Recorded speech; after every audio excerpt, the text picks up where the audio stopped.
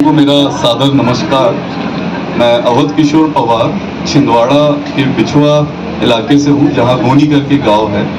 मैं भारतीय राजस्व सेवा बैच 2015 यूपीएससी 2016 से सेलेक्ट हुआ हूँ।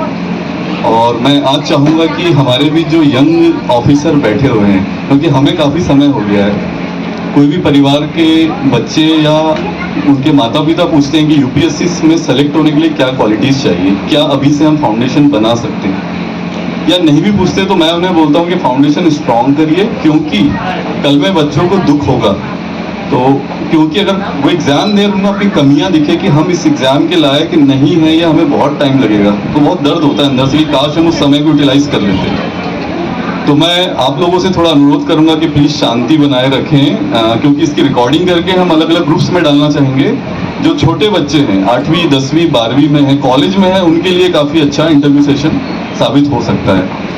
तो मैं जय भाई आज एग्ज़ाम दे के आए हैं, थोड़े थके भी हैं, प्रिलिमिनरी एग्ज़ाम फिर से और अच्छी रैंक के लिए दे रहे हैं, तो मैं उनको शुभकामनाएं दूंगा। प्रश्न मेरा पहले यही रहेगा कि जय भाई आप बैतूल से सेलेक्ट हुए हैं और पिताजी टीचर रहे हैं, मेरे पापा भी टीचर रहे हैं। हमारे माता पिता, उन्हें जितनी समझ होती है उससे ज़्यादा ताकत लगा के हमारे लिए काम करते हैं। खासकर शिक्षकों के बच्चों की मैंने हालत देखा कि मेरी गर्मियों की छुट्टियां भी बिजी रहती थी, तो आज मुझे काम आ जाती है। मुझे समझ नहीं आता कि मैं ऑफिस से काम रात दिन कर रहा हूँ और बहुत जिम्मेदारियाँ उठाना। ऐसी कौन सी क्वालिटी आपको यूपीएससी सिलेक्शन में सबसे इम्पोर्टेंट लगी? ऐसी कौन सी क्वालिटीज़ जो आज ये छोटे बच्चे यहाँ घूम रहे हैं 8वीं 10वीं के 12वीं के, वो अभी से डेवलप करें? हो सकता है जनरल नॉलेज हो या गणित हो, इंग्लिश हो, ऐसी क्या क्या चीज़ें हैं जो उन्हें अभी से करते रहना चाहिए, जो बाद में उन्हें यूपीएससी से बड़े एग्जाम को क्रैक करने के लिए, जो हमारे इलाके से काफ़ी कम सिलेक्शन है, लोगों के सपने होते हैं बट बन नहीं पाते हैं। तो आप मुझे उसके बारे में गाइड अभी बताइए यहाँ पे सभी लोगों को। और आप यंग जनरेशन है, आप मुझसे 7 बैच आगे सिलेक्ट हुए हैं आगे, आई मीन रिसेंट बैच, तो आप प्लीज़ बताइए अपने अनुभव। सबसे पहले सभी को मेरा वेलकम। आप सभी यहाँ पर आए। जैसे सर ने पूछा, मुझे लगता है सबसे पहले मैं एवरेज स्टूडेंट था सर स्कूल में। क्लास 8 तक के तो मुझे याद है, मतलब मैं बहुत ही एवरेज था, 84% मेरे आते थे। और उसके बाद सर मैंने मतलब मेरी सिस्टर हमेशा टॉपर रही है, तो उसको देख के मुझे लगा था कि मुझे भी इसके जैसे करना है। तो एक सबसे पहले वो होता है कि आपका रोल मॉडल कोई बन सकता है, तो आप उसको देख के इमिटेट करते हैं, उसको देख के आप कोशिश करते हैं कि हम वैसा कर सके, तो बहुत अच्छा रहता है। तो एक रोल मॉडल जरूर रखिए, एक हेल्दी कंपटीशन डेवलप करिए, और उसी के साथ अंडरस्टैंडिंग। सर यूपीएससी में सबसे इंपॉर्टेंट अंडरस्टेंडिंग होती है। मैं भले ही बहुत ज़्यादा नहीं पढ़ता था, पर मैं एक कोशिश करता कि जो भी मैं पढ़ रहा हूँ मुझे बहुत अच्छे से समझ आए। तो मेरा उस पर पूरा फोकस रहता था। 10th के बाद भी सर फिजिक्स, केमिस्ट्री, मैथ्स मैंने बहुत अंडरस्टैंडिंग से पढ़ा। 12th में मेरे बैतूल में सर मैथ्स में सबसे ज़्यादा मार्क्स थे लड़कों में, तो सर वो उसी के कारण हो पाया था कि अंडरस्टैंडिंग। तो सर एक वहाँ से जो चेंज आया 9 से, जो मैंने अंडरस्टैंडिंग करके पढ़ने की कोशिश करी, तो वो चीज़ मुझे बहुत हेल्प करी। और साथ में सर मैं सिर्फ पढ़ता नहीं था, साथ में थोड़ा खेलना, स्पोर्ट्स में बहुत एक्टिव रहता था, तो उससे मेरा माइंड हमेशा फ्रेश रहता था। तो वो साथ में एक्स्ट्रा करिकुलर एक्टिविटीज अपन करते रहे, अपने आप को फिजिकली फिट रखे, मेंटली फिट रखे। और पेशेंस इस एग्ज़ाम में सबसे ज़्यादा ज़रूरी है। हमको पेशेंस रखना पड़ता है। छोटे छोटे मार्जिन से एग्ज़ाम नहीं निकल पाता है, पर उतनी ही एफर्ट से हमको डेली एक्टिविटी, हमारा गोल प्लानिंग करना पड़ता है। जो हम डेली टास्क बना रहे हैं कि इतना अगर मुझे पढ़ना है, तो जैसे मेरा कई बार टारगेट्स पूरे नहीं होते थे कि 6 घंटे में भी नहीं हो पाया, 7 घंटे भी नहीं हो पाया, या कोई दोस्त आ गए, हम चले गए कहीं पे, तो मैं अपनी घड़ी पीछे कर लेता था। जैसे 12 बज गया तो मैं उसको 11 पे कर लेता था, 10 पे कर लेता था। अपने आप को भी थोड़ा सा मतलब बेवकूफ़ भी बनाते हैं सर कि कैसे भी करके सर, पर टाइम अपना मैनेज करना पड़ता है उस हिसाब से। और सर इसी हिसाब से पेशेंस की बहुत मेहनत करी सर। नो डाउट, मैं आज भी प्राउड फील करता हूँ कि यूपीएससी का सिविल सर्विस एग्ज़ाम स्पेशली, इसको क्रैक करना दुनिया के सबसे कठिन एग्जाम्स में माना जाता है। मैं खुद की तारीफ नहीं कर रहा हूँ, मैं हम दोनों की नहीं कर रहा हूँ। जो गुजर चुका है उसके बाद जो फील होता है, पहला एग्ज़ाम इतना अनसर्टेन है, आज पेपर आया हुआ है आप देख सकते हैं। सेकंड एग्ज़ाम मीन्स इतना ज़्यादा लिखना होता है, इतना नॉलेज आपको चाहिए होता है। Third exam interview, medical test, ऐसे 4 स्टेज आप जब क्रॉस करते हैं, उसके बाद जब कुछ मिलता है तो वो एक लाइफ टाइम अचीवमेंट खुद के लिए भी और पूरे उस इलाके के लिए होता है। ये सदियों तक मतलब याद रखने वाली चीज़ें होती है, एक ब्रांड नेम है। तो मैं यहाँ पे कुछ पॉइंट जिन्होंने कहा कि क्वालिटीज़ होना चाहिए उसको फिर से मैं हाईलाइट करना चाहूँगा। हाईलाइट कैसे कि जय भाई ने कहा कि अंडरस्टैंडिंग, समझ अच्छी होना चाहिए। हमारे यहाँ पे रट के एग्जाम में अच्छे नंबर लाने का ट्रेंड रहा है, मैंने भी किया है, मैं डिस्ट्रिक्ट टॉपर्स में रहा हूँ और मैंने यूनिवर्सिटी टॉप्स में भी रहा हूँ, पर रट के आने का क्या नुकसान हो सकता है ये मैंने यूपीएससी इंटरव्यू में फील किया। मेरे इंटरव्यू मार्क्स बहुत कम थे क्योंकि अंडरस्टैंडिंग में कमी थी सब्जेक्ट की, समझते नहीं थे, सिर्फ रट के नंबर लाना। तो मैं जय भाई का वो जो अंडरस्टैंडिंग वाला पॉइंट भी बिल्कुल सही मैं मानूंगा। और रही बात पेशेंस की, धैर्य के बिना कोई भी बड़ा चीज नहीं मिलता है, ये तो बिल्कुल तय है। जब मैं तीसरा इंटरव्यू फेल हुआ, मेरे रूममेट का सिलेक्शन हो गया, देव चौधरी, अभी आईएएस है गुजरात कैडर में। तो मैं उसके साथ बैठा था, हम 2 बार फेल हुए साथ में इंटरव्यू, तो मैं रो रहा था बैठ के और बहुत दुखी था। अब खुशी भी हो रही थी कि मेरे साथ वाले का हुआ है सिलेक्शन, और मैं 7-8 दिन तक वहाँ हनुमान मंदिर था मुखर्जी नगर, वहाँ बैठ के रोया करता। तो वो जो दिन है वो पेशेंस जो है, अगर आपका वो ब्रेक हुआ तो ऐसे बड़े एग्जाम आपसे क्रैक नहीं होते। सबसे बड़ी कहावत यूपीएससी की मानी जाती है कि जो अपनी असफलताओं से सीख ले, जो अपने फेलियर से सीख ले और शांति से आगे बढ़ते रहे, वो बिल्कुल एग्जाम को क्रैक करता है। तो मैं एक क्वेश्चन और आगे कुछ जानना चाहूंगा कि आप मीडियम को लेके क्या कहते हैं यूपीएससी में। जनरली मैं हिंदी मीडियम से निकाला हूँ, बट मुझे बहुत दिक्कतें आई थी उसमें, मटेरियल मिलने में, कोचिंग मिलने में। तो मैं सामान्यतः सजेस्ट नहीं करता हूँ। आपको एग्जाम अगर आप तैयारी करें तो आप कल एग्जाम नहीं देने वाले, आपको 2 साल कम से कम तैयारी 1.5 साल करनी होती है। तो मैं जनरली बोलता हूँ कि इंग्लिश मीडियम अगर पॉसिबल है तो आप कर लेना चाहिए। आपका उसके क्या है, ये बहुत महत्वपूर्ण रोल प्ले करता है, मैं इसलिए इस पर क्वेश्चन उठाया। सर बिल्कुल, जैसा सर इवन हम रिकॉर्ड्स में भी देखते हैं कि इंग्लिश मीडियम के ज़्यादा लोग सिलेक्ट होते हैं। तो सर मुझे लगता है कि हाँ, मतलब ये चीज़ तो बिल्कुल है, बट साथ में सर अब जैसे कि आर्टिफिशियल इंटेलिजेंस और इंटरनेट से हम देख रहे हैं कि ट्रांसलेशन और सब कुछ कोचिंग्स के मीडियम मटेरियल भी बहुत अच्छे अब अवेलेबल होने लगे हैं। और अभी भी मैं जैसे इंटरव्यू में जब गया था तो मुझे मतलब अगर 12 लोग मिले तो उसमें से 6 से 7 हिंदी मीडियम के इंटरव्यू देने आए थे। तो मुझे वो देखकर बहुत अच्छा लगा था कि काफ़ी चीज़ें अब थोड़ी थोड़ी करके बदलने लगी है। और उसमें सर ये अभी प्रेजेंट जो मटेरियल्स मिलने लगे हैं वो भी बहुत हेल्पफुल है। पर साथ में सर हाँ, डेफिनेटली सर इंग्लिश को एक एज अभी भी है, पर हाँ सर आप किसी भी मीडियम से कर सकते हो सर, धीरे धीरे करके, थोड़ा समय लग सकता है पर सिलेक्शन सर हो सकता है बिल्कुल। मेरा एक क्वेश्चन और रहेगा कि जो यहाँ नन्हे मुन्ने बैठे हैं और जैसे इनका जन्म होता है तो घर वालों को एक उम्मीद होती है कि हमारा बच्चा, बेटा या बेटी कुछ अच्छा करे, और करना भी चाहिए। स्पोर्ट्स का फील्ड हो या यूपीएससी हो या बिजनेस हो, कुछ भी आप अगर कुछ अच्छा करते हैं तो समाज का नाम होता है। जैसे मेघा परमार दीदी ने पर्वतारोहण में काम किया अपना, इधर जय भाई अभी आए हैं, या और भी ऐसे नए नए सेक्टर में लोग आएंगे। ओलंपिक्स में अभी कुछ हमारे यहाँ से मेडल आ सकते हैं जिस हिसाब से चल रहा है परमार समाज की पढ़ाई। तो मैं आपसे कहना चाहूँगा कि बच्चों के लिए माता पिता कई बार रोल सेट कर देते हैं कि आपको यही बनना है। वहाँ मेरा थोड़ा ओपिनियन अलग होता है कि उनको जबरदस्ती आप आईएएस, आईपीएस, आईआरएस नहीं बना सकते। ये एक ऐसा एग्जाम है जहाँ आपको घंटों बैठ के पढ़ना है, अगर खुद ही मन में नहीं है तो नहीं बनाएंगे, और उसका मन कुछ और है बनने का। वो डॉक्टर अब्दुल कलाम टाइप से इंजीनियर भी बन सकता है, जो भारत के लिए बड़े बड़े सैटेलाइट और परमाणु बम जैसी मजबूत चीजें बना सकते हैं। तो आपका इस पे क्या कहना है, जबरदस्ती जबरिया आईएएस या आईपीएस बनाने के ऊपर? सर मैंने अपने इंटरव्यू में भी सर ये बात कही थी कि every star has its own orbit. मतलब हर इंसान एक पर्पस के लिए बना है, हर इंसान एक काम करने के लिए बना है, और उसकी एक अभिरुचि, इच्छा और सब कुछ होती है। और वो अगर उस काम में ही करे तो वो अपना बेस्ट रिजल्ट दे सकता है। और अल्टीमेटली इंसान को अपना बेस्ट वर्जन निकल के आए वो काम करना चाहिए। तो सर मेरी फैमिली ने मुझे बहुत ज़्यादा इनिशियल से ही सपोर्ट किया था, और ये मेरा सपना था सबसे पहले कि सर मुझे ये सिविल सर्विसेज में करना है। और धीरे धीरे क्योंकि सर मैं यही बातें करता था घर पे, तो मेरे मम्मी पापा का भी यही सपना बनते गया। और उससे सर मतलब डेफिनेटली बहुत आगे चल के हेल्प हुई कि मम्मी पापा ने फिर और सपोर्ट किया। और क्योंकि सर जैसे मैं इनिशियल अटेम्प्ट्स में प्रीलिम्स ही नहीं निकाल पा रहा था, बहुत ही छोटे मार्क्स, जैसे लास्ट अटेम्प्ट में सर मेरा 0.63 मार्क्स से प्रीलिम्स छूट गया था। मतलब अगर मैं एक क्वेश्चन छोड़ भी देता जो मैं नहीं करता तो भी मेरा सिलेक्शन हो जाता। अब ये देखकर क्योंकि इतनी लंबी तैयारी हो गई थी तो मतलब ऐसा लगने लगा था कि अब इससे ज़्यादा क्या बचा है, और मतलब इससे ज़्यादा क्या कर सकते हैं सिलेक्शन के लिए। बट क्योंकि वो मेरा खेलने का सपना था इनिशियली, तो मैं उस पर और ज़्यादा दृढ़ता से और कॉन्फिडेंटली और मैंने अपना और परसिस्टेंस दिखाया।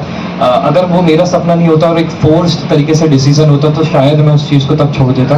और मैं कोसता अपने मम्मी पापा को कि आपने मुझे क्यों भेजा, मतलब मैं क्यों ये तैयारी कर रहा था फिर। क्योंकि मेरे साथ में भी बहुत है, काफ़ी सारे लोग हैं जो मतलब अपना उतना बेस्ट नहीं कर पा रहे हैं क्योंकि वो उनका डिसीजन कई बार नहीं रहता और बहुत सी अलग चीज़ों में बहुत अच्छा कर सकते हैं। तो मेरा सभी से यही अनुरोध रहेगा कि जो भी जिस चीज़ में बेस्ट कर सकता है वो उस फील्ड में जाए और हमें सारी फील्ड को रिस्पेक्ट देना चाहिए। अभी मैं एक यहाँ पे अभी मिला मैं जिनने स्पोर्ट्स में बहुत अच्छा काम कर रहे हैं और मुझे वो सुन के बहुत अच्छा लगा क्योंकि हर एक फील्ड अपने को एक अपॉर्चुनिटी देता है। जैसे विराट कोहली हम देखें तो उनका नाम अब कौन नहीं जानता, अगर उनके मम्मी पापा उनको बोलते कि नहीं आप IAS की तैयारी करो या आप, तो मतलब वो बहुत बेस्ट कर लिए वहाँ पे। तो आप अपनी फील्ड में बेस्ट करिए, पर यस डेफिनेटली जो फील्ड अगर आप कोई चीज़ चूज़ कर रहे हैं तो उसके गोल ओरिएंटेड रहना बहुत ज़्यादा ज़रूरी होता है। उसमें भी फिर हम ये नहीं कर सकते कि अपना बेस्ट नहीं दे रहे, तो जो भी फील्ड करे बेस्ट करे सर।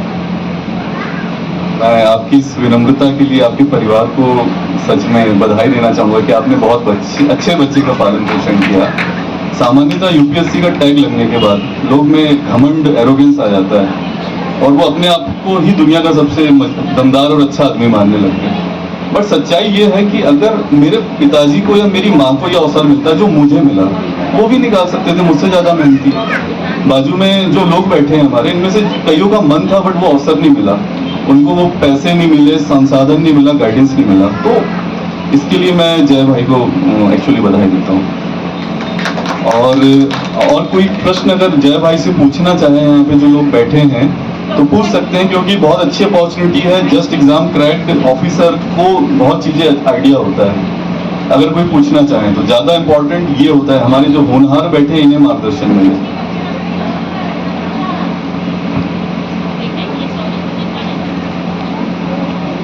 कोई और प्रश्न नहीं पूछना चाहता?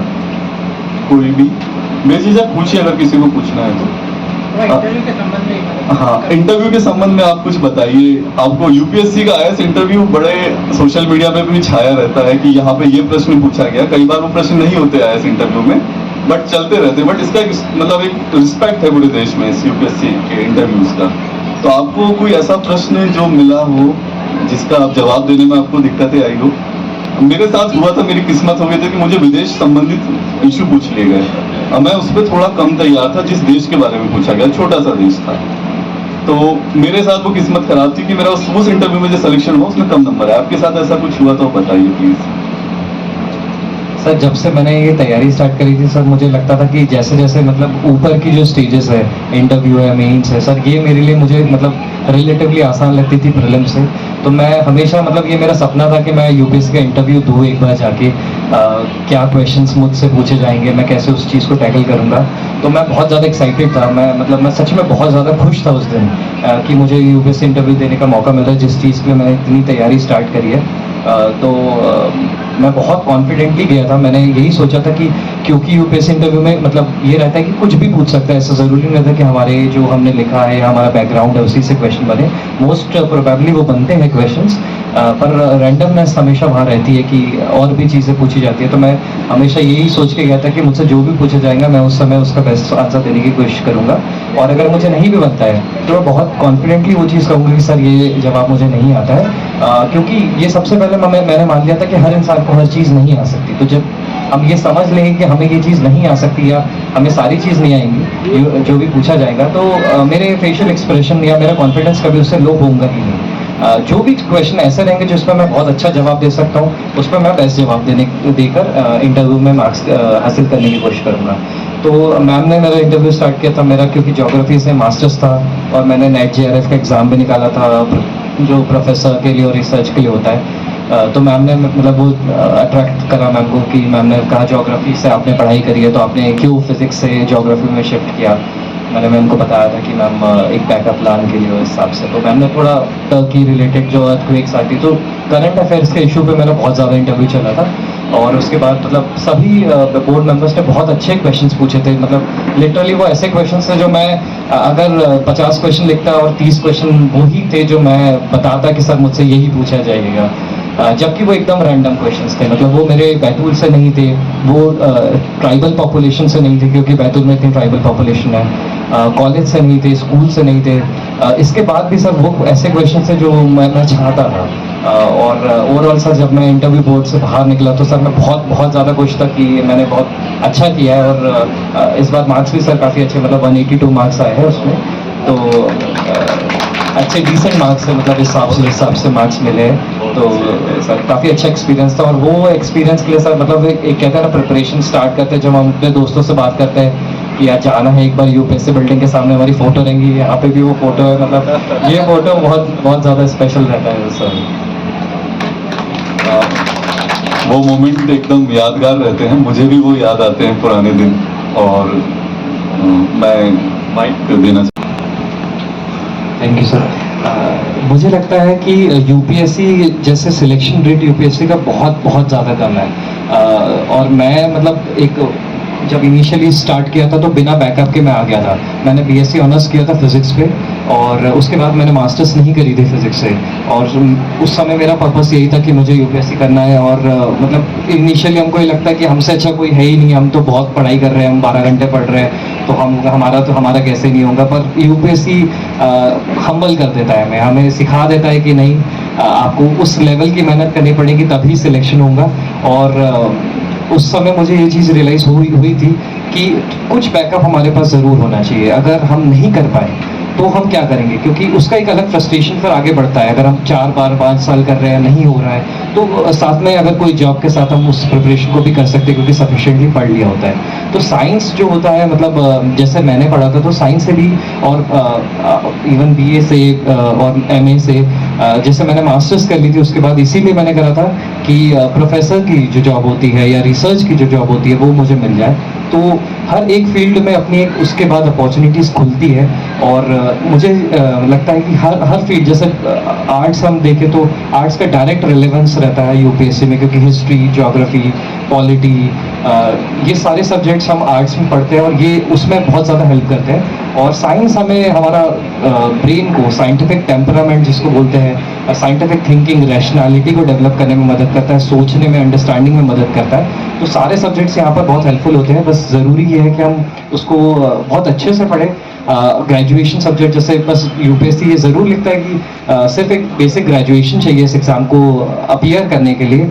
पर आप जितने अच्छे तरीके से आप ग्रेजुएशन करोगे, उस कॉलेज के टाइम्स में आप पढ़ाई के साथ दूसरी एक्टिविटीज़ को जैसे जो मैनेज करते हैं हम, खाना भी बनाना रहता था हमें, और खेलना रहता था, कॉलेज जाना रहता था, दोस्तों के साथ मज़े भी करने हैं, तो वो जो टाइम मैनेजमेंट होता है वो हमें कॉलेज सिखाता है सबसे ज़्यादा। तो इर्रेस्पेक्टिव ऑफ फील्ड, वो टाइम मैनेजमेंट हम जो सीखते हैं कॉलेज में वो बहुत हेल्पफुल रहता है। बहुत अच्छे से पढ़ाई करिए कॉलेज में भी, स्कूल में बहुत अच्छे से अंडरस्टैंडिंग से पढ़ाई करिए, और फिर यूपीएससी की तैयारी अगर करते हैं तो मतलब बहुत हेल्प मिलेंगी उस चीज़ से, क्योंकि आपकी ऑलरेडी एक आदत रहेगी कि आप 8 से 10 घंटे या 6 घंटे, क्योंकि 11th-12th में मुझे याद है मैं इतना पढ़ता था कि शायद अभी भी मैंने नहीं पढ़ा है, क्योंकि उस समय हमारा एक कैपेसिटी बहुत ज़्यादा होता है जो हम 11th-12th में जब रहते हैं। तो वो एक अपना एक थ्रेशोल्ड अपना वहाँ पे बना लीजिए कि इस लेवल तक के मैं पढ़ सकता हूँ, और फिर यूपीएससी में ज़रूर आई तो डेफिनेटली सर यहाँ पे हेल्प मिलेगा। और एक बैकअप प्लान भी ज़रूर रखिए। मैं बैकअप प्लान वाला बात एकदम सपोर्ट करता हूँ। बच्चे जो सेलेक्ट हो जाते हैं हमारे बीच बैठते हैं, जो नहीं होते वो आज कहीं जो इंटरव्यू में फेल हुआ होगा वो कहीं बैठ के बेचारा बहुत फ्रस्ट्रेट होगा, महीने 2 महीने वो फ्रस्ट्रेशन में जाता है, जो दर्द होता है वो जय भाई भी झेल चुके होंगे। इसलिए इस एग्जाम की तैयारी के साथ में एक प्लान बी, मतलब कुछ जॉब आप ऐसी रख लें। जेआरएफ का मैंने आर्टिकल भी लिखा था कि जेआरएफ जैसी चीज़ भी रख सकते हैं। मैं डीएसपी रैंक पे था, मैंने उस जॉब में छुट्टी ले लेके पढ़ाई की थी, तो ये मैं इसको बहुत सपोर्ट करता हूँ। इसके बिना माइंड में टेंशन आता है 2-2 साल के बाद मिडिल क्लास में, ये बहुत इंपॉर्टेंट पॉइंट। प्लीज एक दो शब्द एडमिनिस्ट्रेशन सर्विसेज के लिए कोचिंग वगैरह या उसके लिए मतलब तैयारी करना होता है, क्या उसके लिए दिल्ली ही केंद्र सही है या कहीं भी कर सकता है? सर मुझे भी जब मैं कॉलेज के बाद था तो यही लगता था कि दिल्ली में ही असली तैयारी होती है। पर एक बार हम दोस्तों के साथ दिल्ली चले गए और हमने मतलब जो मेन कोचिंग्स है वहाँ की, वहाँ से जब बच्चे निकले तो हम लोग देख के इतना ज़्यादा डर गए थे कि यार इतने सारे लोग अगर इस चीज़ की तैयारी कर रहे हैं और सभी लोग बहुत बहुत अच्छे दिख रहे थे, बहुत अच्छी बातें कर रहे थे, तो मुझे मतलब उस टाइम पे उसी समय रियलाइज़ हो गया था कि मैं एक ऐसा इंसान हूँ कि मैं थोड़ा सा भीड़ से दूर रहना पसंद करता हूँ, और मुझे वो चीज़ ज़्यादा मतलब पसंद नहीं आई, इवन दिल्ली का एटमॉस्फेयर। तो मैंने भोपाल से रहकर ही तैयारी करी थी। भोपाल से रह के मैंने इनिशियली में कोचिंग करी थी यहाँ पे, और उससे मुझे हेल्प बहुत ज़्यादा हुई थी। इनिशियल अटेम्प्ट्स में मैं मतलब जीएस में अच्छा कर लिया था, मैं सी साइड जो कि क्वालिफाइंग रहता वो फर्स्ट अटेम्प्ट में मेरा रह गया था। तो मुझे वहाँ पे बहुत दुख भी हुआ था कि थोड़ा सा उस चीज़ में मैं काम कर सकता था। पर कोचिंग जो है वो आजकल क्योंकि ऑनलाइन इतना ज़्यादा अच्छा मटेरियल्स मिलने लगे हैं, मीडिया मिलने लगा है, गाइडेंस मिलने लगा है, तो अगर आपको अच्छा लगता है कि आप एक ग्रुप में पढ़ाई कर सकते हैं तो आप दिल्ली भी जा सकते हैं। वहाँ का एक एटमॉस्फेयर उस हिसाब से है कि कुछ लोगों को बहुत पसंद आता है। मेरे काफ़ी दोस्त दिल्ली में रह के तैयारी करके ऑफिसर्स बने हैं, पर मैं एक ऐसा इंसान था कि मैं थोड़ा अकेले रहना चाहता था। तो इवन यहाँ पे भी मैं कोलार में रहता था, जहाँ पे थोड़े बुजुर्ग लोग और फैमिली टाइप के लोग ज़्यादा रहते हैं। तो मतलब ऐसा बस हमारे थोड़े कॉलेज के दोस्त और एमपी नगर में कोचिंग करने आते थे, तो लिमिटेड टाइम पे ही मैं वो प्रेशर देखता था, और अकेले ही मतलब जितनी मेहनत कर सकते थे दोस्तों के साथ फ़ोन वोन पे बात करके करी मैंने। और दिल्ली में गया था ऑप्शनल की कोचिंग करने के लिए, पर मैं बता नहीं सकता कि उससे बुरा टाइम मेरे लिए हो नहीं सकता कि वहाँ पे ठंड के टाइम पे मैं गया, इतनी ज़्यादा ठंडी लग रही थी, पोल्यूशन इतना ज़्यादा था, और खाना बहुत ही मतलब बहुत नॉर्मल मिलता है वहाँ पे। पतला हो गया था मैं एकदम, और बहुत बहुत बीमारियाँ होने लग जाती है वहाँ पे। और उसके साथ साथ सबसे ज़्यादा जो बड़ी प्रॉब्लम हुई थी दिल्ली में ठंड के टाइम पे कि आप फैन नहीं चला सकते हो, तो आपके अगल बगल के सबकी इतनी आवाज़ें आती थी। और मेरा एग्जाम रहता था और मैं यही सोचता था कि यार ईयरबड लगाओ कि हाथ ऐसे रखूँ कि नींद नहीं हो, क्योंकि मैं उस समय बहुत ज़्यादा सेंसिटिव हो गया था। तो दिल्ली के ये डिसएडवांटेजेस बहुत ज़्यादा मुझे लगे। और एडवांटेज ये था कि वहाँ से जो मैंने ज्योग्राफी ऑप्शनल की कोचिंग करी थी, उसके बदौलत मुझे अभी 285 के आसपास मार्क्स मिले ज्योग्राफी में। तो वो अगर नहीं होते तो शायद मैं अभी लिस्ट में नाम भी मेरा नहीं आता। तो अगेन मतलब वो एक एडवांटेज भी है और डिसएडवांटेज भी है। तो मतलब कर लेना चाहिए, जाना चाहिए, बस थोड़ा सा कि अपने दोस्तों के साथ कुछ लोग एक साथ चले गए तो हो जाता है मतलब। वास्तव में सही बात है। मैंने दिल्ली में 5 साल गुजारे हैं, 2 बार यूपीएससी निकाली है। ग्रुप नहीं मिलता मध्य प्रदेश से। मध्य प्रदेश के बच्चे 1 साल के लिए जाते हैं, वो 1 साल में आईएएस बनना चाहते हैं, असंभव सी बात है। तो वो जो बात कही वो सच है, वहाँ पे दिक्कतें बहुत आती हैं। बट जो सब्जेक्ट के जो कोचिंग है, जैसे हिंदी साहित्य की मैंने कोचिंग की थी विकास दिव्यकीर्ति सर से, one of the best teacher, बहुत शानदार समझाते हैं। और उनकी बदौलत मेरी रैंक ऑल इंडिया 2nd थी हिंदी साहित्य में, मेरे रूममेट की 1st रैंक थी जो आईएएस है अभी। तो इतना शानदार उन्होंने पढ़ाया था, मैं जबकि इंजीनियर हूँ और हिंदी साहित्य में मेरी अच्छी रैंक आ गई। तो फायदे ये हैं, नुकसान ये कि आपको चकाचौंध से दूर रहते हुए शांति से पढ़ाई करना एक चैलेंज है, एक्चुअली चैलेंज है। वहाँ एक अलग कल्चर है, अलग लाइफ है। और कोई कुछ पूछना चाहता है? जय भाई बहुत थके हुए मैं समझ रहा हूँ। कोई और कुछ पूछ सकते हैं आप, निश्चिंत होकर पूछिए। मैं अपना उदाहरण बताता हूँ। मैं जब पहली बार दिल्ली गया तैयारी करने 2011 में, तो टॉपर्स का ऐसे ही सेमिनार चल रहा था, मैं पीछे बैठा था। 1,500 लोग के आसपास थे वहाँ पे, कोचिंग थी, निर्माण आईएएस या कुछ थी।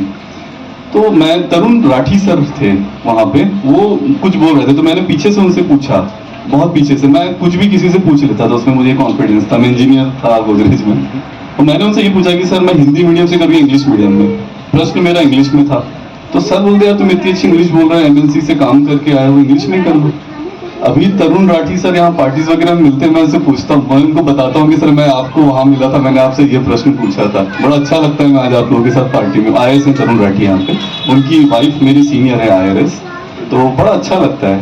वो यादगार पल होते हैं। आप लोग भी चाहे तो यहाँ पूछ सकते हैं किसी से भी, छोटे बच्चे भी।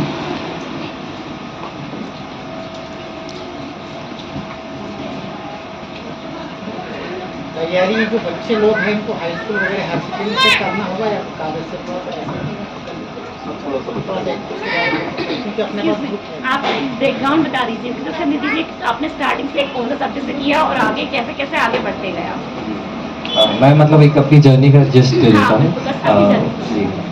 12th तक के मैंने स्कूलिंग आरडी पब्लिक बैतूल से ही करा था, और 10th तक के मैं बहुत एवरेज स्टूडेंट था। 11th 12th में थोड़ा सा ये रहा कि अच्छा लगने लगा था थोड़ा पढ़ना, और इंटरेस्ट आने लगा। साथ में बहुत ज़्यादा स्पोर्ट्स खेलते थे हम लोग, तो स्पोर्ट्स खेलते थे, इधर इधर पढ़ते थे, तो मतलब एक बहुत ज़्यादा मतलब माइंड एकदम फ्रेश रहता था हमेशा मेरा उस समय। और बहुत लिमिटेड मेरे दोस्त रहते थे। तो मैं मतलब ऐसा वाला नहीं था कि बहुत ज़्यादा दोस्त है मेरे, लिमिटेड दोस्त पर बहुत अच्छे दोस्त। मतलब मैं जब भी उनसे बात करता था तो बहुत हेल्प करते थे सभी लोग। उसके बाद मैंने, क्योंकि मेरा मतलब एक ड्रीम तो पहले से था कि आईएएस करना है, पर उसके लिए मतलब मेरे फैमिली में सभी लोग एक्सेलेंस से कर रहे थे कॉलेज से, और बीएससी करते थे सभी लोग। तो मैंने कहा मैं भी करूँगा यही। मैं आईआईटी जेईई की तैयारी मैंने नहीं करी थी, मैं डायरेक्ट बीएससी करने चला गया था। फिजिक्स से मैंने करा, तो फिजिक्स सब्जेक्ट बहुत अच्छा सब्जेक्ट था। मतलब मुझे लगा फिजिक्स और मैथ्स, क्योंकि बहुत डिफिकल्ट सब्जेक्ट माने जाते हैं, तो जब मैंने उसको पढ़ा हमारे कॉलेज में, क्योंकि बहुत ज़्यादा पढ़ाई होती थी, और वहाँ से जो एक मोमेंटम बना पढ़ने का, साथ में चीज़ें मैनेज करने का, टाइम मैनेजमेंट मैंने कॉलेज से बहुत ज़्यादा सीखा। पर मैं कॉलेज में तैयारी नहीं कर पाया अनफॉर्चुनेटली, मतलब क्योंकि मैं मतलब कॉलेज की ज़िंदगी भी जी रहा था, और कॉलेज में मार्क्स भी लाने की कोशिश करते थे हम। कुछ इवेंट्स होते थे तो उसमें पार्टिसिपेट करते थे और थोड़ा स्पोर्ट्स खेलते रहते थे। तो मैंने बीएससी के बाद ठान लिया था कि अब ये टाइम आ गया है कि आप बेस्ट तरीके से तैयारी कर रहा है। और मैं हमेशा ये सोचता था कि जितने जल्दी मैं इससे निकलूंगा उतना ज़्यादा अच्छा रहेगा। तो इनिशियली से ही मैंने मतलब अपने फर्स्ट अटेम्प्ट से ही बहुत ज़्यादा मेहनत करी थी। और इवन मेरे फर्स्ट अटेम्प्ट में जितने अभी तक के मार्क्स आए हैं प्रीलिम्स में, वो इवन इस अटेम्प्ट में मेरे साथ उससे ज़्यादा नहीं, तो मेरे लास्ट 2 अटेम्प्ट में उससे कम ही मार्क्स थे। तो फर्स्ट अटेम्प्ट मेरा बेस्ट अटेम्प्ट मैं अभी भी बोलता हूँ, क्योंकि उस टाइम पे जो मैंने भोपाल में रह के तैयारी करी थी वो उससे अच्छा कुछ नहीं हो सकता। हम कोचिंग जाता था, मैं आके रिवाइज करता था जो भी चीज़ें हो रही है, सुबह उठ जाता था, किसी भी टाइम उठ जाता था। मतलब मेरा ये था कि मैं अगर मेरी 3 बजे भी नींद खुल गई तो मैं तब से ही पढ़ने लग जाता था। फिर भले ही मतलब 5 बजे 6 बजे और सो गए, उससे ये लगता था कि यार मैं इतना सेक्रीफाइस कर रहा हूँ तो अब मैं डिजर्व करता हूँ सक्सेस। मतलब ऐसी छोटी छोटी चीज़ें आप जो भी कर सकते हैं ऐसा करिए जो अपने आप को मोटिवेट कर सके आप जैसे, क्योंकि बहुत लंबी जर्नी हो जाती है। मतलब 1 साल के हम मतलब मिनिमम 1 साल की तैयारी करते हैं और फिर 1 साल पूरा प्रोसेस चलता है। जैसे जून में अभी मेरा रिजल्ट आया, आज मेरा प्रीलिम्स का फिर से पेपर था। तो उतना लंबे समय अपने आप को अगर मोटिवेटेड रखना है, रोज अगर इतना ज़्यादा पढ़ना है, तो आपको इंटरनल मोटिवेशन बहुत ज़्यादा ज़रूरी है कि मुझे करना रहता है ये तैयारी, मुझे पढ़ने में मज़ा आ रहा है, इतना टारगेट अगर मैं रखता हूँ तो मेरा हो जाता है। एक सेंस ऑफ कंप्लीशन लेके मैं डेली सोता था कि मतलब मैंने इतना सोचा था, इतना मैंने पढ़ लिया है। कम बहुत ज़्यादा नहीं सोचता था, लिमिटेड सोचता था और उसको बहुत अच्छे से पढ़ने की कोशिश करता था, बार बार रिवाइज करता था। और एक बार इनिशियली अगर हमने बहुत मेहनत कर ली है तो फिर 3rd अटेम्प्ट 4th अटेम्प्ट इसमें उतना ज़्यादा नहीं पढ़ना रहता जितना पहले हमने पढ़ लिया है। तो इस बार मेरा पूरा यही फोकस था कि मैं लिमिटेड चीज़ें पढूं। तो बीच में मेरा जब नहीं हुआ था सिलेक्शन फर्स्ट अटेम्प्ट के बाद, तो मेरे को ये लगा कि कुछ अपना एक बैकअप भी रखना चाहिए। तो मैंने मास्टर्स ज्योग्राफी मेरा ऑप्शनल था तो वो मैंने करा। उसके बाद मैं दूसरे एग्जाम्स भी देने लगा। मैंने स्टेट पीएससी का एग्ज़ाम दिया, एमपीपीएससी का, उसकी भी एक बार मैंने तैयारी कर ली थी। तो जब मेरा पहले अटेम्प्ट में नहीं हुआ, पर उसके बाद के सारे अटेम्प्ट्स में फिर प्रीलिम्स हुआ भी, मीन्स होने वाला रहता पर अब नहीं। असिस्टेंट कमांडेंट का एक एग्ज़ाम होता है यूपीएससी का, वो बहुत अच्छा एग्ज़ाम होता है, बहुत ही बढ़िया एग्ज़ाम होता है। तो वो मैंने दिया था। उसका जब मेरा फिजिकल था तो मैं क्योंकि पढ़ पढ़ के मोटा हो गया था, बैठे बैठे एकदम इनएक्टिव हो गया था, तो मेरा फिजिकल नहीं निकला था। मैं पुणे गया था और मतलब वो मेरे वैसे लाइफ का मतलब एक बहुत लो फेज था। मतलब मैं आपको बताऊं तो 2021 में पापा का मतलब पापा के साथ ये हुआ और उस समय मुझे लगा था कि मतलब अब ये जो भी मैं आगे की तैयारी करूंगा मतलब सिर्फ पापा के लिए करूंगा। और मतलब वो नाम मैं लिस्ट में 101% ला के रहूँगा, चाहे मुझे कितना भी टाइम लगे, क्योंकि वो कोविड का टाइम था और मतलब बहुत मुश्किल समय था उस टाइम पे। और थोड़ा वो अनुकंपा नियुक्ति वाली भी बात चल रही थी कि घर पे किसी को कर लेना चाहिए, एक सपोर्ट रहेगा फैमिली में। जॉब्स लग नहीं रही है गवर्नमेंट जॉब्स में। अपने आसपास के दोस्तों को भी मैं देख रहा था कि बहुत स्ट्रगल कर रहे हैं एक छोटी नौकरी पाने के लिए भी। मतलब छोटी तो कोई नहीं होती, पर जैसे हर एक एग्ज़ाम को निकालने के लिए बहुत स्ट्रगल कर रहे हैं क्योंकि कंपटीशन इतना ज़्यादा है। तो एक थोड़ा सा था कि क्या कर लेना चाहिए क्या, क्योंकि मैं उसके पहले कोई एग्ज़ाम नहीं निकाल पाया था। 2 साल मैंने तैयारी कर ली थी, मेरा कोई भी एग्ज़ाम नहीं निकला था उस टाइम पे। फिर मैंने सोचा था कि मुझे करना है और उसी समय मेरा असिस्टेंट कमांडेंट का रिजल्ट आया था 2020 वाला पेपर का। और मुझे वो अपना नाम देकर उसमें बहुत एक मोटिवेशन मिला था कि अगर मैं यूपीएससी का कोई एक एग्ज़ाम कर सकता हूँ तो फिर मैं आईएएस को भी कर सकता हूँ। तो वो एक दूसरे एग्ज़ाम्स देने से ये फ़ायदा होता है कि आप मोटिवेटेड रहते हो। फिर मैंने फिजिकल की तैयारी करी थी, मेरा फिजिकल नहीं हुआ। उसके बाद मैं बहुत डिसअपॉइंट हुआ कि यार मुझे लक की ज़रूरत थी, थोड़ा सा एक जॉब मिल जाता तो मैं फैमिली को सपोर्ट हो जाता। उसके बाद 2021 का मैंने प्रीलिम्स दिया था और उसके लिए मैंने बहुत ज़्यादा मेहनत करी थी। पर वही बात, मैं गया पेपर देने और मेरा 0.63 मार्क्स से रह गया था वो। तो मतलब मैं अपनी लाइफ के सबसे लोएस्ट फेज पे था। मेरे को अगर किसी समय पे लक की थोड़ी भी ज़रूरत थी कि थोड़ा सा लक अगर मेरे को साथ दे देता, एक क्वेश्चन मेरा सही हो जाता, एक क्वेश्चन गलत नहीं होता या छोड़ देता मैं, तो मैं मेंस लिखता, इंटरव्यू देता, शायद उस साल मेरा सिलेक्शन हो जाता और मैं अपनी फैमिली को और अच्छे सपोर्ट करता। पर ये होता है ना कि मतलब जैसा हम चाहते हैं वैसा हमेशा नहीं होता। वो लोएस्ट फेज था, फिर उसके बाद एक लो फेज ये और आए कि मुझे वो डील करना पड़ा कि एग्ज़ाम नहीं हुआ। फिर मैंने और असिस्टेंट कमांडेंट का एग्ज़ाम दिया था, वो मेरा फिर से क्वालिफाई हुआ। इस बार मैं फिजिकल देने गोरखपुर भी गया था, मेरा वो भी हुआ। तो मतलब उसके बाद से 2022 जहाँ से स्टार्ट हुआ, मैंने अपने आप को ये कह दिया था कि अब मैं जो भी एग्ज़ाम दूंगा मुझे वो क्वालिफाई करना ही है, चाहे कुछ हो जाए। और अभी तक के मैं बताना चाहूँगा कि एक भी ऐसा एग्ज़ाम नहीं है 2022 से जो मैंने क्वालिफाई नहीं करा। और वो इसीलिए हुआ था कि इनिशियल हमको एकदम रिजल्ट्स नहीं मिलते जब हम तैयारी करते हैं, पर क्योंकि हमने इतनी मेहनत करी है, तैयारी करी है, तो वो तैयारी हमारे साथ हमेशा रहती है। बस थोड़ा सा लक की बात, थोड़ा सा अपने आप को गैदर करने के बाद, एग्जाम में प्रेशर नहीं लेने के बाद, वो बहुत ज़्यादा इंपॉर्टेंट हो जाती है उस टाइम पे। और वो मैं सीख गया था। जैसे आज मैं गया तो मुझे मतलब कुछ लगा ही नहीं कि आज एग्ज़ाम था, और फिजिकल भी इसी हिसाब से निकल गया। MPPSC का एग्ज़ाम एक हफ्ते पहले हुआ था, उसमें भी डिसेंट मार्क्स। तो वो उसी तरीके से एक हम सीख जाते हैं कि अब एग्ज़ाम में ऐसे करना है, तो थोड़े एग्ज़ाम्स भी ज़्यादा देना उस हिसाब से ज़रूरी हो जाता है। और ये जर्नी में मैं हमेशा ये चीज़ कहता हूँ कि हम तैयारी तो करते हैं, हम एग्ज़ाम को समझते हैं कि एग्ज़ाम में ये आता है, पर हम इस तैयारी में सबसे ज़्यादा इम्पोर्टेंट खुद को समझ जाते हैं कि हम क्या है, हमारी स्ट्रेंथ्स क्या है, हम क्या कर सकते हैं और हमारी क्या कमियां हैं। तो जब हमें हमारी कमियां समझ आ जाती है ना कि हम ये नहीं कर सकते, तो फिर हम जो कर सकते हैं उसमें हम बेस्ट करने की कोशिश करते हैं। लिमिटेशंस हमारी अगर जब हमें पता चल जाती है, क्योंकि इस एग्ज़ाम में सब कुछ नहीं पढ़ा जा सकता, बिल्कुल पॉसिबल नहीं है। सारे क्वेश्चंस प्रीलिम्स में, मेंस में नहीं आएंगे।